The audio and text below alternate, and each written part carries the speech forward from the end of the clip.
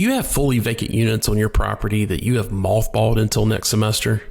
If you do, I bet you've thought to yourself, we should list those on Airbnb for game day weekends or for parents visiting their kids. Maybe you're in a college town like Austin or Raleigh or Tallahassee, and your city has large festivals and not enough hotel rooms. You know you could lease those units on a nightly or a weekly basis. Providing short-term rentals on platforms like Airbnb can provide a great source of ancillary income. But it takes it takes a lot of organization. There's the additional setup of providing linens and coffee makers and all the little things that a short-term tenant will expect. Then there's the regulatory and tax issues that could require additional work. More importantly, there's the time and labor to market on all the multiple platforms, handle the reservations and cancellations, the cleaning, and then there's the bookkeeping. All of this turns into a big distraction from the main job at hand, which is operating and leasing your property. That's where Vector Travel comes in. These guys know the short-term rental industry, and they know how to relieve all of those burdens from the property manager. And best of all, they've become experts in how to do that with student properties. They understand the complexity of mixing travelers with college students. They know it so well, they can quickly identify if a student property is not going to be a good fit for their program. So if you have vacant units, reach out to Vector Travel and have them do a free, no obligation assessment to determine if enrolling your vacant units in their program will be beneficial. Go to vectorstays.com/SHI. Fill out a quick form to receive more information. You will also get the first month's service fee waived by going to that specific landing page. Again, that's vectorstays.com/SHI.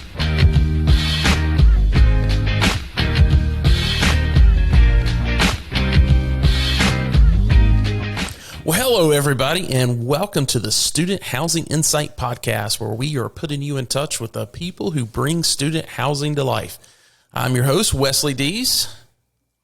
Well, folks, the month of June is today's July 1st, the day that I'm recording this. So the month of June is in our rearview mirror, and now we're knocking on the door for summer turn. How are you guys feeling about turn? Is your team ready? Are your vendors ready? I love this time of year. It's like going to summer camp or something. It's that time of the year that we all get exposed. You find out who your leaders really are. You find out how well your team communicates. You find out who is able to, quickly shake the dirt off their shoulders and just move on to the next issue. You find out if you love your job or if it's time to move on. Even if you do everything right, there will still be moments where you'll think about quitting. I remember that feeling, and all I can say is it's normal. Don't be afraid of it. But, you push through it and you get to the other side. And if you prepared well, if you recognize others for their hard work, and you're able to move everyone in with a smile on your face. Don't worry about the smile on everybody else's face as far as your residents moving in. They've got a lot of stuff going on. Like you could try to put a smile on their face, but just keep in mind, they've got a lot of stuff that's going on. The parents have got a lot of stuff going on, but you've got to keep a smile on your face. And as long as you're able to do that, it's all worth it. And the folks being featured on today's episode know that feeling well. One of our most downloaded episodes is from 3 years ago, and it's called From the Site Level to the C-Suite. It was a remote recording that I did at the Interface Student Housing Conference in 2018. And it featured 5 guests who all started out as student employees and had worked their way up into executive level positions. We talked about their journey and the advice that they had for current site staff at that level, that what could they do to help grow their careers in this industry. there are so many folks in our industry that have taken that path. And I wanted to do an update or a version 2 of that podcast. So back in March, I interviewed 4 more executive officers who have made that same journey. So in today's interview, I sit down with Adam Byrley, who's the COO at the Preiss company. Also Heather Sizemore, who is Senior Vice President of the Student Housing Division of CF Real Estate Services.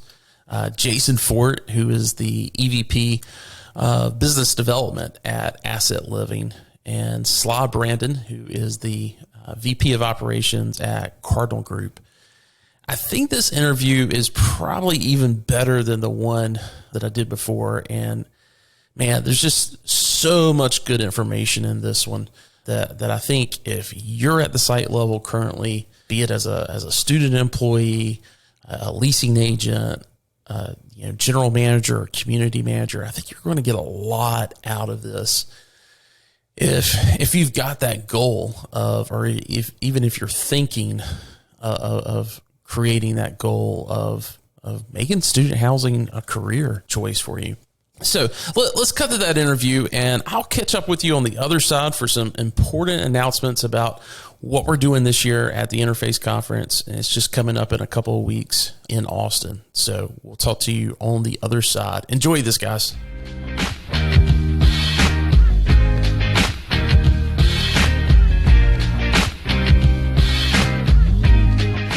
Well, guys, welcome to Memo. I'm so happy that you guys were able to take the time out to spend with us today, and really looking forward to what you guys are going to be able to, the insight that you're going to be able to provide to our audience today.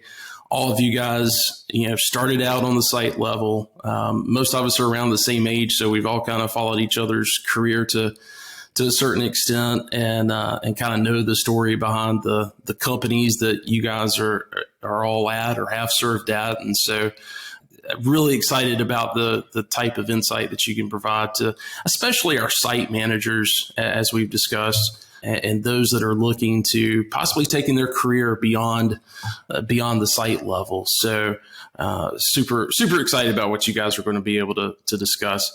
Adam, I want to start with you. What was your first job in the industry? And I've got 3 questions for each of you guys. What was your first job in the industry? What position did you spend the most time in?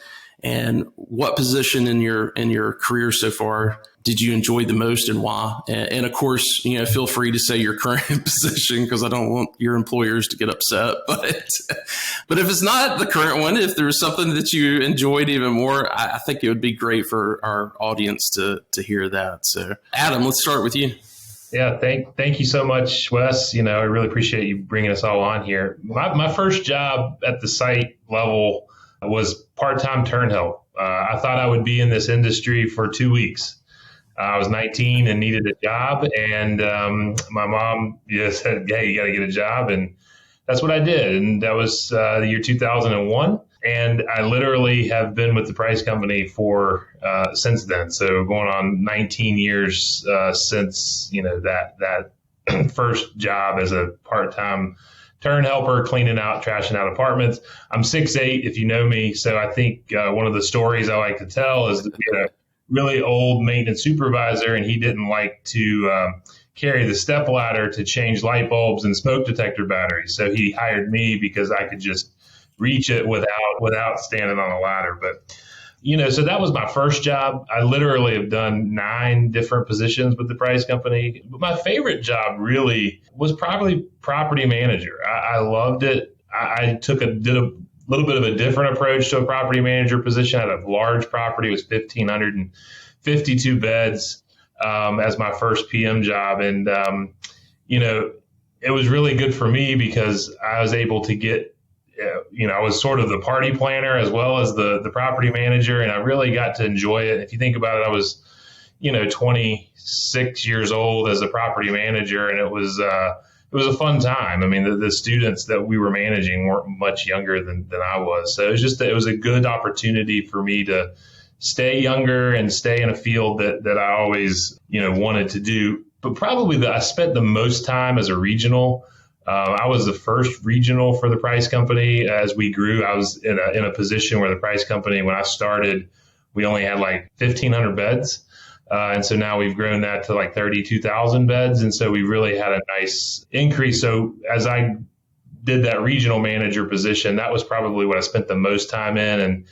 And that was probably the most challenging role too that I spent, because it was sort of cutting my teeth as a regional with not a whole lot of other examples in our company to look to. So that's probably where I spent most of my time, which was probably about 4 years or so in that job. And if correct me if I'm wrong, but I think that first project that you were on at Clemson was also a condo deal as well, right? It is. We still have it, by the way. It is all condos, individual owners, 3 HOAs, not your traditional what we think of student housing today. So it was definitely a challenge, but it was really, really fun, to say the least. So. Yeah, I can imagine dealing with someone who was on the board of the HOA of the kiddie condo that I bought into when I was in college. I can sympathize with with the letters and the communication but I'm sure it was good. I'm sure it was really good experience for dealing with third party owners too. So it was. Sometimes it can be challenging because they only had one unit maybe, and now your owners typically own the entire community with you as a partner. But yeah, so their 1 bed vacancy meant the world to them, right? That was 25% of their 4-bedroom unit. So it really allowed me to understand different perspectives from where different owners were coming from, and really allowed me to sort of, I guess, understand the bigger picture from a financial perspective than just running a property. It really does affect a lot of people's lives. Yeah. Heather, let's go to you next. Hi, Wes. Thanks again for having us. This is awesome. So I started as an RA at the University of Central Florida. So that was really the stepping point. But my first job on the private side, when I transitioned over, was a resident director. So again, I kind of had my foot in the residence life piece of it, did that for a year, and then I went full-fledged operations and was an area marketing manager down here in Orlando. And for all you guys that know the Orlando market, it was big in student housing from the very beginning, late 90s, early 2000s, it blew up. And so, like Adam, I had the opportunity to start on really large assets. One of the properties was 1,200 beds. One of the properties was 2,500 beds. So that was a unique experience that really put things in perspective, and I think helped, because you don't know any different, right? When you learn it at that level, so it makes the other parts a little bit easier as you go and transition into other markets and your job responsibilities change. As far as the role I spent the most time in, I really had this unique opportunity.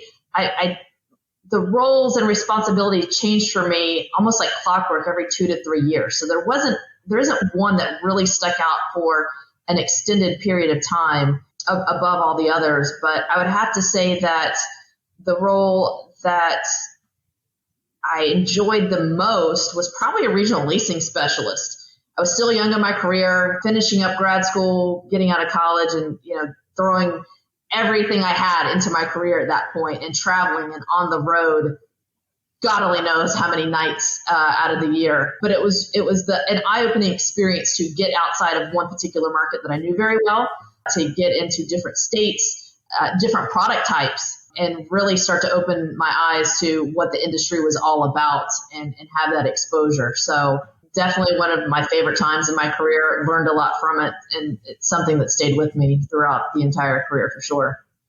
Great. Jason, we'll go to you next. Yeah, absolutely. Wes, thanks so much for giving me the opportunity to sit on this panel with the industry heavyweights. Love hearing everyone's story, how they started. I started August of 1993 as a resident assistant in a private off-campus dormitory.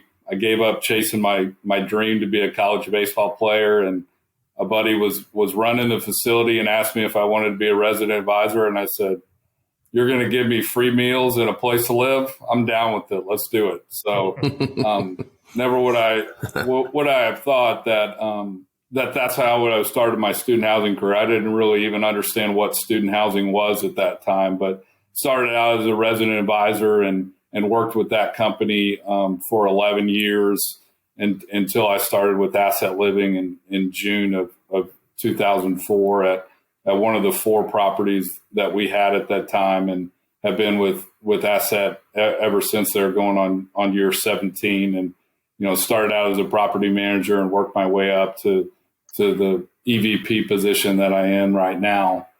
Answer the question about what job I spent the longest in. I would have to answer like Heather did. It was every year to 2 years I was in a new position. I don't, other than maintenance director, I don't know that there's a position on site or on our corporate team that I haven't had. If it was a leasing agent or a leasing manager or a resident director, or at one point in my career, we were doing student housing and hotels at the same time, which was a very unnerving situation. But certainly a situation that helped build my career. But when it comes to the job that I love the most, and I'll answer like Adam did. I love being on site. I love working with the residents and building staffs and hiring staffs and training staffs.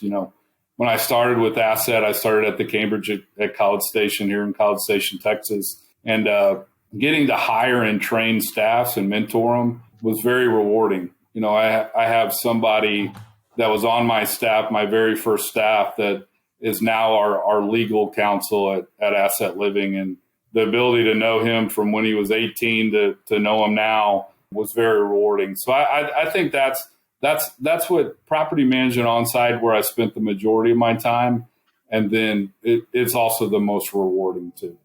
Well, Sly, I'm super excited for everybody to hear your story, because you've shared some of it with me in the past, and it started out a little bit differently. Of course, it started out on site, but a little different asset, and you've had a little bit of a different path. So please share. Sure. Well, thanks for having me on, Wes. But I'm originally from St. Louis, born and raised there, and I was looking for a way out. Back in the 90s, it wasn't the best place to be, and so I went to college. And as I was in college, I was looking for a part-time job, and they had a maintenance tech job open for on-campus apartments, and this was around 2002.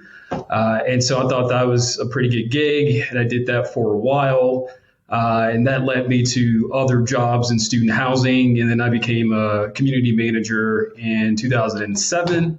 That was my first job, really first full-time job in student housing. It was quite interesting.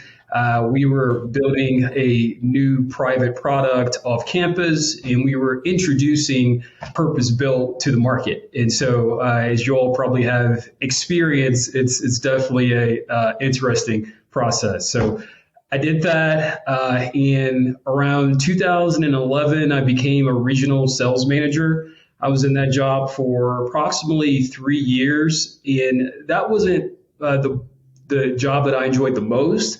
But I think I learned the most from being a regional sales manager. I mean, it really taught me the importance of building relationships, not only with residents and leads, but the people that drive the leasing process, the people that are responsible for generating millions of dollars in revenue.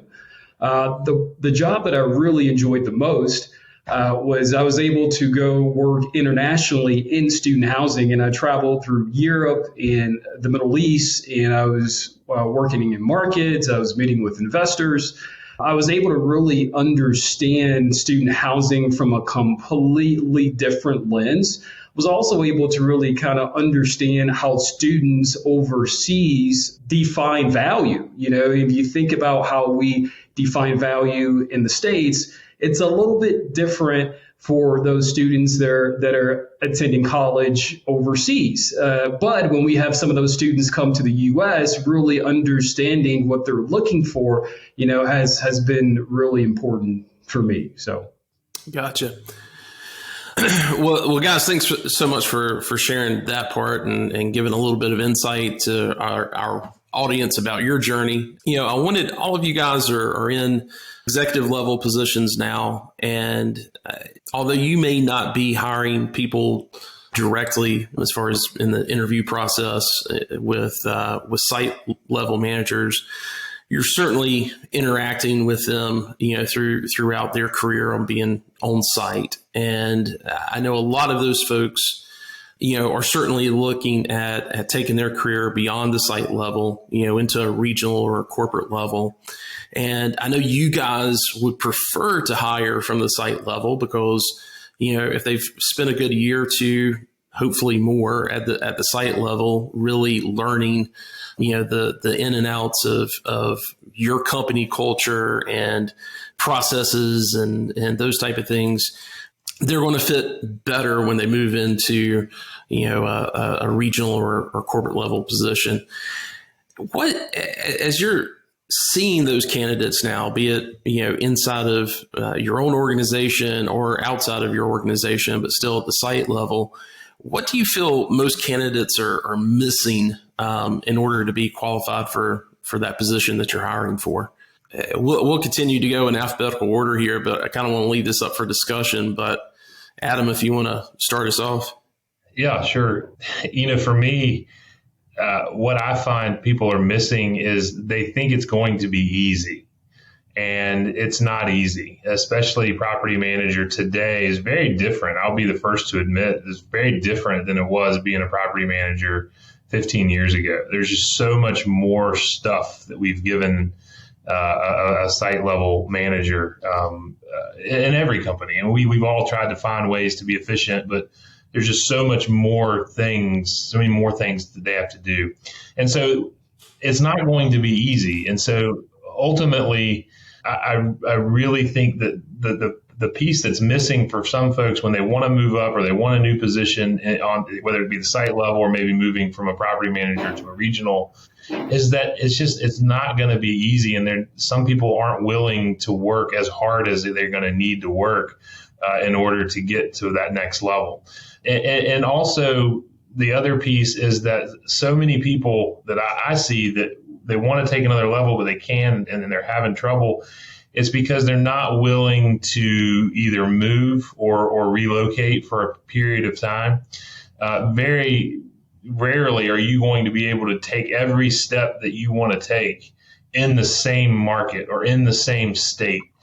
You're going to have to move and you're going to have to get out and take some chances.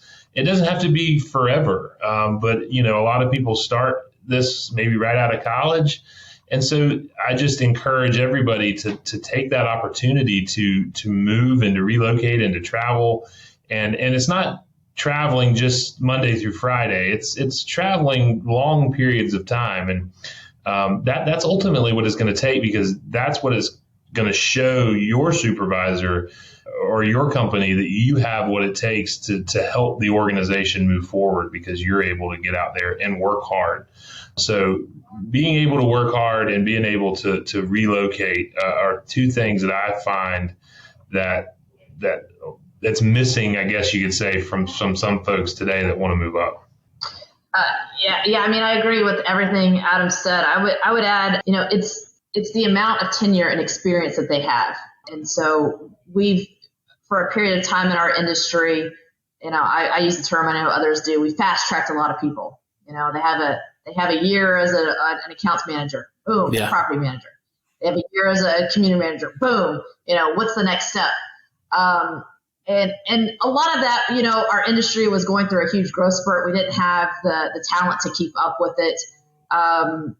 Things have stabilized a bit, but it came to a detriment for some people, and it's not entirely their fault, right? We all have some accountability there, and not to take away from their success in those roles at those periods of time. But to Adam's point, as you grow, it gets harder and harder.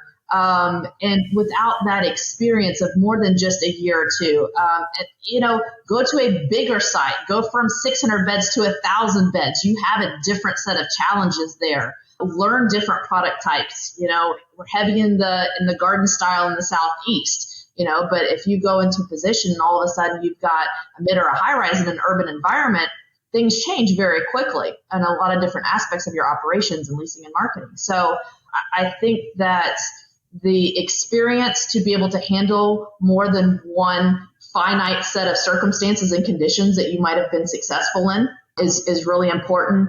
And, to Adam's point, that usually isn't going to come without some physical move, geographic relocation, or at the very least, a dedication for some very heavy travel. Yeah, find a good hub city. That's for sure. That's right. This is such a good question, and it's so deep-rooted and hard to answer. And I'm sure the four of us on this call have all gone through our struggles with this because, you start out as a leasing agent or CA, and if you're good at that, then next thing you know, you're the leasing manager. If you're good at that, then you're the account manager. And then next thing you know, you're the property manager. And then next thing you know, you either get promoted or somebody else comes calling a different company and they promote you to a regional. Well, and Jason, let me. I want to make this a little bit conversational, and so I've got something to kind of, because as Heather mentioned, especially 10, 15 years ago in this industry, I can even take it back to 20, 25 years ago, this industry was moving really, really, really quick. And it wasn't just, were they good at the assistant manager position? It was, did they survive turn? It was, you would literally find someone who, they graduated in May and there was an opening as assistant manager. And, by August, the manager who came from the hotel industry or came from conventional housing couldn't survive turn. And so by September, she's gone. And the recent graduate who was able to collect rent for 4 months without any issues, he or she was able to put a large percentage of the turn organization on their back. So let's just go ahead and promote them. They have no experience running a P&L, and that's literally, I would say from 1995 to probably 2008 range. That's what we were seeing, and I still see a lot of it today, but especially back then. But I just wanted to throw that in for maybe some of our younger millennials that look back and say, well, hey, these guys did it in so many years. Yeah, we did, but there were a lot of hard lessons that we had to learn that we really, we don't want you to have to learn it the hard way. Anyway, there is no doubt about that. Unfortunately, it's not 10 years. No, it's not 10. I just want to say it's not 10 years. It's 20 years, really. It's a long time. Yeah, I tell every employee that I come in contact with, it's about experience. It's about the wins and the losses and the frustrations and the victories. But it's about being patient and waiting for your opportunity and earning your opportunity for the next step. Don't go chasing a title or a paycheck. You really do have to put in that tenure. You have to fail to grow. And all these people that we work with in our training department and our mentorship, the ability to take criticism of what they need to work on and really make it a growth area is very important in our culture. But it's hard to tell somebody when they've gone up the ladder so quick that, hey, you need to stay here for a year or two and go through this market and the growing pains. And then you need to move 4 hours from here and you need to go through a bigger market like Heather talked about. I tell people all the time, don't define your career based on a zip code. Student housing is about opportunities and about willingness to try something that you're afraid of and then succeed and move up the ladder. Yeah, I think about it from a couple of different lenses. The first one is if you look at recruitment and retention in our industry, it's become so competitive. And for rightfully so, my colleagues on this panel, they all operate fantastic companies. And so when I was coming up, you really just didn't have as many opportunities as you do now. So it's a completely different game. And now the applicants are interviewing us as well as vice versa, But one thing that we look for at Cardinal is leadership. You have to have a strong background of investing in others. You have to be able to create influence across the organization, right? You think about, again, we run multi-million-dollar assets. And if you think about it, 18 to 25-year-olds are in charge of driving this revenue. And so if you don't have that additional gene of understanding that it's about investing in those other people and creating influence, then it's really hard to kind of scale. And then also I speak to so many different individuals through Cardinal that they come and they are prepared for the interview and they can talk about operations and P&Ls and they communicate extremely effectively, and all of that is great. But again, what it comes down to is you have to have examples of how you have invested in others. Why is that so important? You have to be able to articulate, how you were able to create influence for internal stakeholders and also clients as well. Yeah.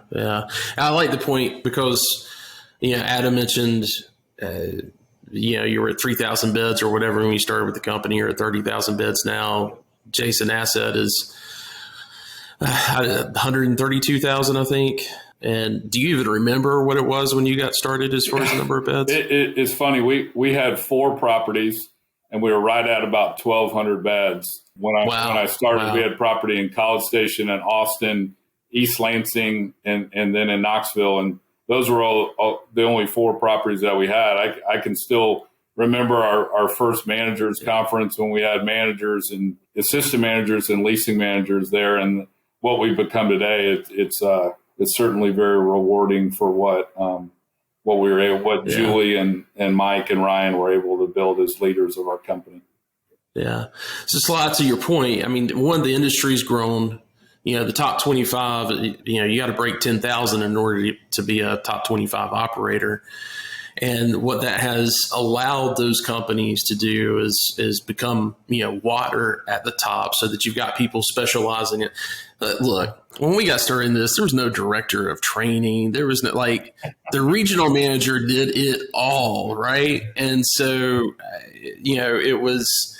it's great from that standpoint because it's been able to take some of those. Everybody's kind of been, I don't want to use the word silo, but everybody can specialize. I see, with working with all of your companies, I see, different positions that I, had never seen before. And I'm like, gosh, I wish I had that. Cause if I could have had that when I was a regional manager, it would have taken so much off of my plate. Right. And so, yeah, it goes back to what you said, Sly, even because of that, it's making it so much more competitive for those positions because it's not just can you do the work? It's, how can you create more leaders? So yeah, fantastic point. So, outside of, and you already started talking about this a little bit, Sly, outside of knowledge and skill set, what do you guys think the most important quality or characteristic for a person, for them to have, outside of the, the experience? Let's say you've got somebody that's been there for 3 years. What is it that you guys are really looking for in order to consider moving them up? Yeah, for us, it's really thinking about a couple of items. Number one is the individual has to be a strategic thinker, and that means as things are going to happen, fires are going to come up, and you're going to have the ability to really be as objective as possible as you kind of pace through those different challenges. Another big part of it is being able to make sure that you're not focused on completing the task, checking the actual box.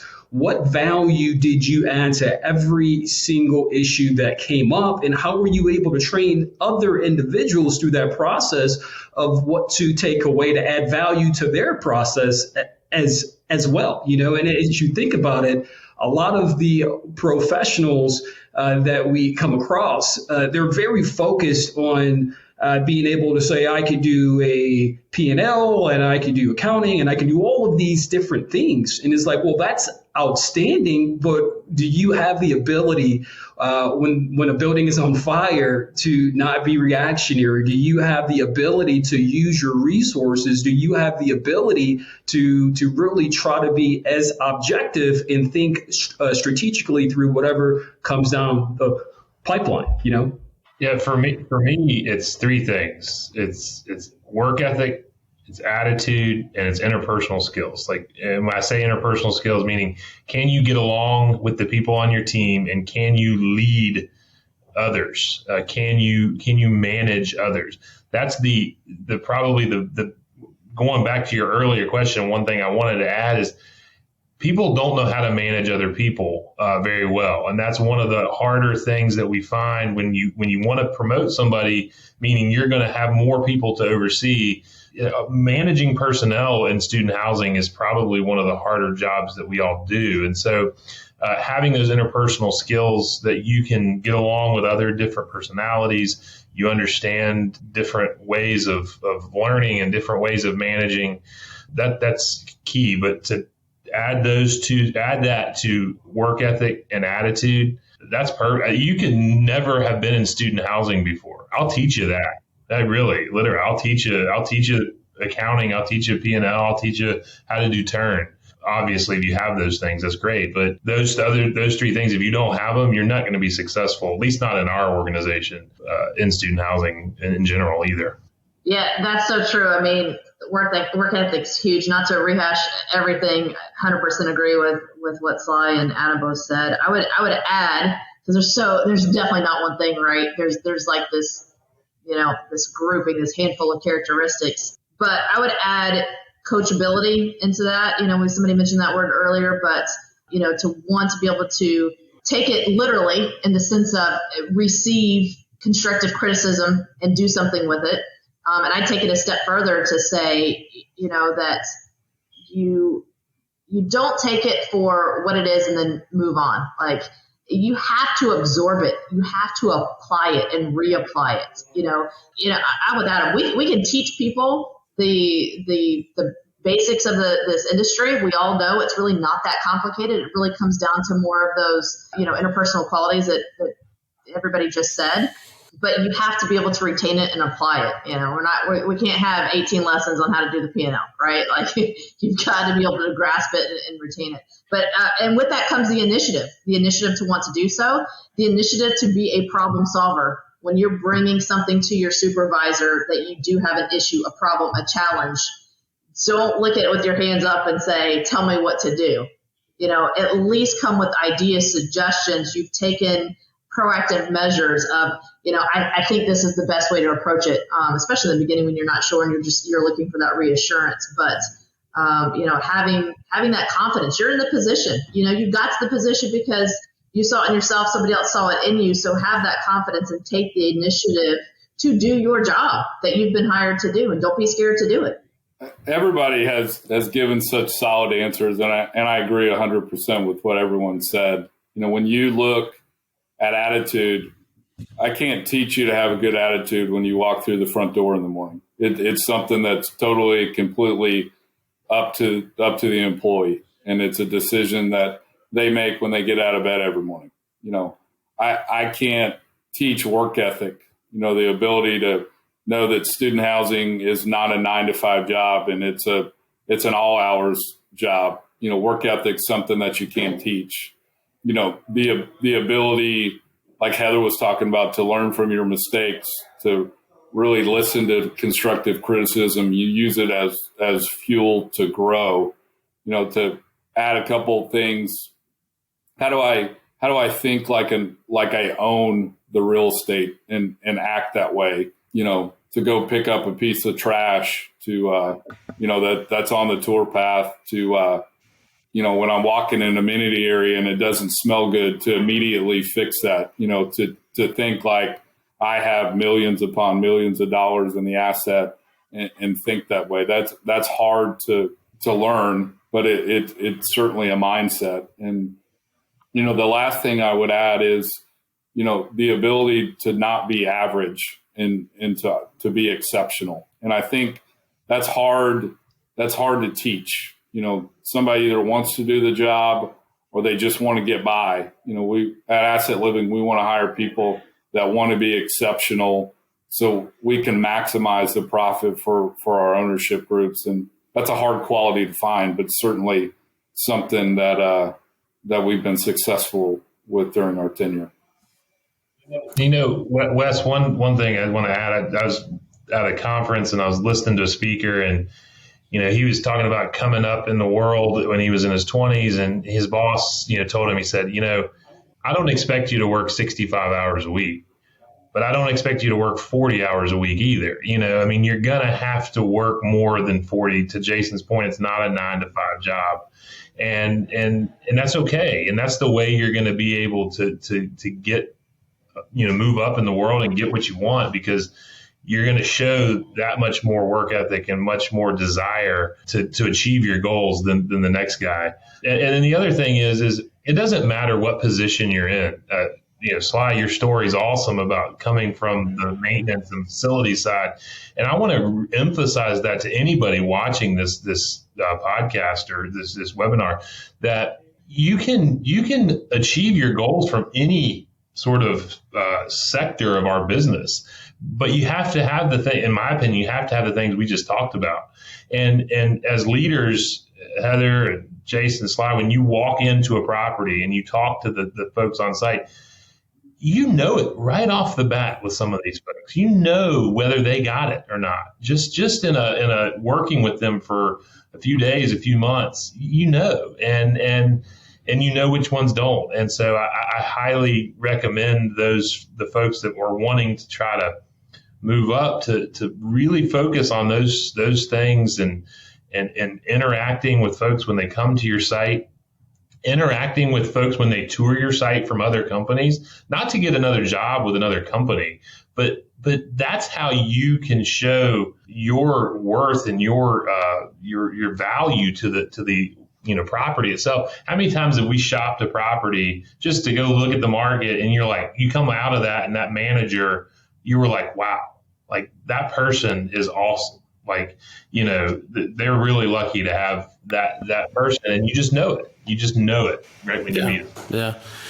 Well, I think, Jason, one of the most, one thing that you said there that really struck a chord with me, because I had one of my first discussions as a leasing agent with an owner of the property, when we were talking about, they were considering me for a promotion, and I just the owner luckily gave me some of his time just to see what kind of questions I had, and because he didn't really have any questions for me, but I asked him, what is it that you're looking for in me, right? And especially when it came to just the decision-making process. And he said, you're not going to make the same decisions that I always will. He's like, this is the thing that I ask you to do. I want you to consider this property as if you were part owner. And if you look at it, through a lens of the ownership,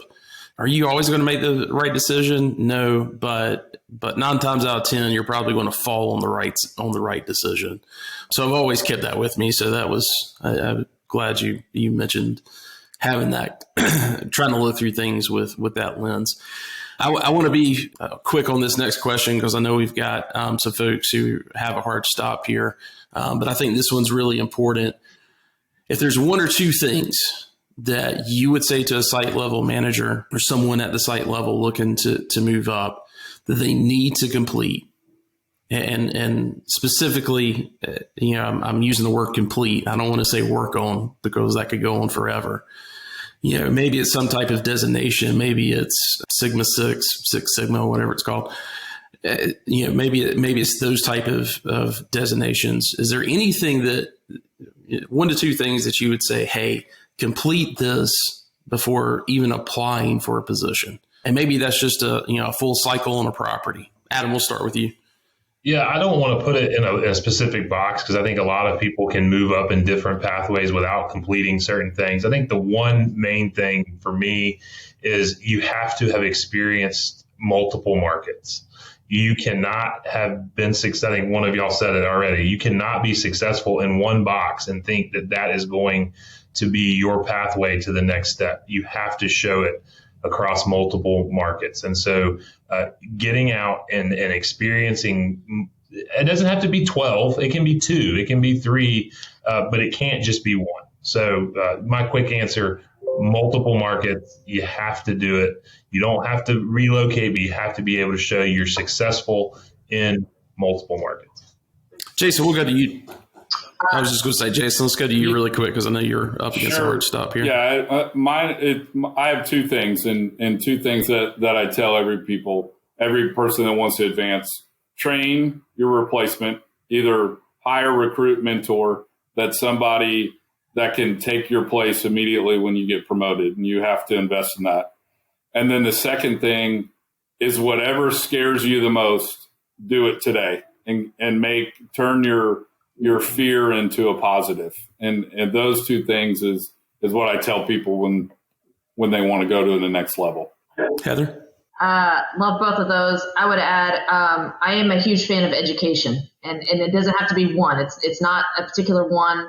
NAA, IRM, doesn't matter. It shows your personal dedication to be successful.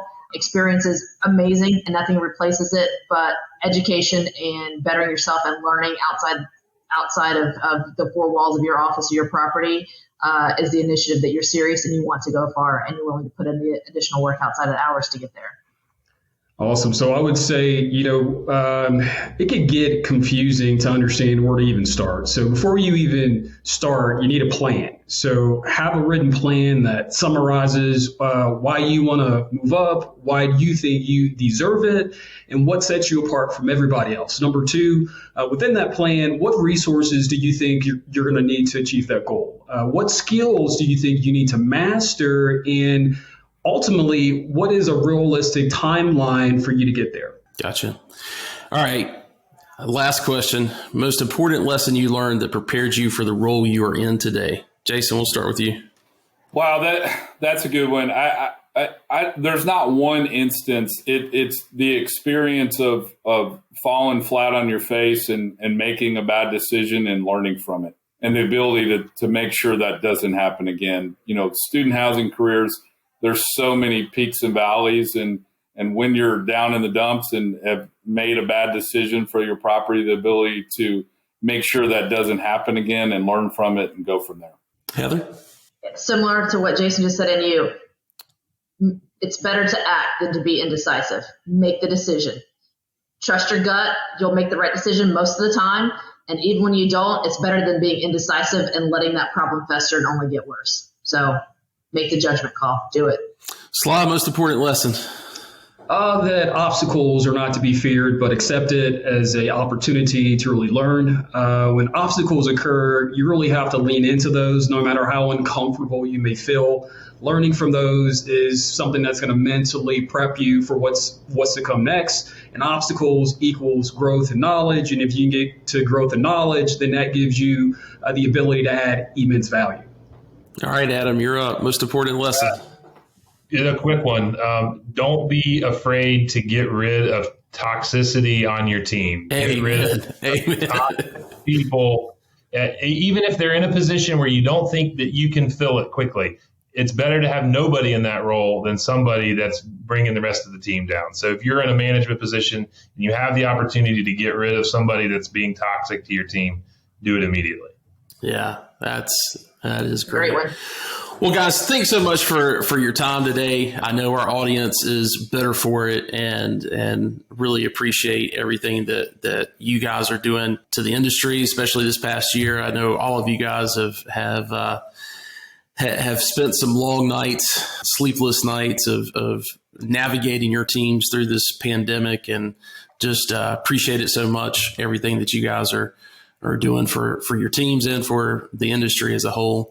And look forward to having you guys back again. Thanks, Wes. Appreciate it. Thanks, Wes. Thank you. Thanks, Wes. All right.